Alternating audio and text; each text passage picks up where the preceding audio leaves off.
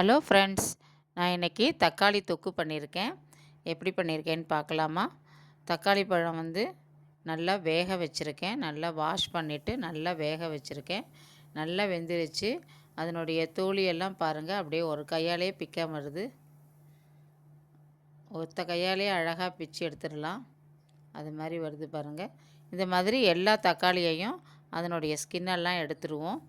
கொஞ்சம் நல்லா 100 கிராம் நல்லெண்ணெய் விட்டுருக்கேன். கொஞ்சம் கடுகு, பெருங்காயம்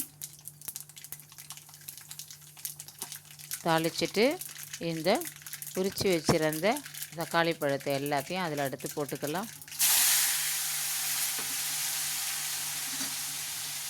நல்லா இப்போ இதை வதக்கிக்கலாம்.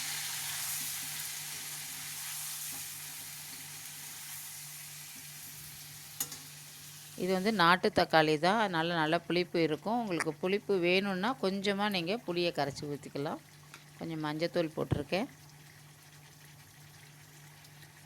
மிளகாய்த்தூள் காரத்துக்கு தகுந்த மாதிரி போட்டுக்கோங்க.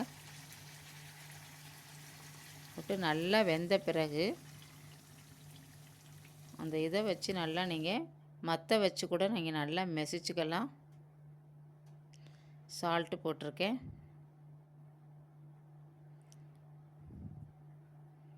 நல்லா மேஷ் பண்ணி விட்டிங்கன்னா நல்லா தொக்கு மாதிரி நல்லா ஆகிடும். நல்லா ஈவனாக இருக்கும். நல்லா கொதிக்கணும். இது பாருங்கள், ஊறுகாய் ரெடி ஆகிடுச்சு. இது நல்லா நீங்கள் ஒரு பாட்டிலில் போட்டு வச்சுருந்தீங்கன்னா உங்களுக்கு 15 நாள் ஆனாலும் வீணாக போகாது. ரொம்ப நல்லாயிருக்கும். சாதத்தில் பசஞ்சு சாப்பிட்லாம்.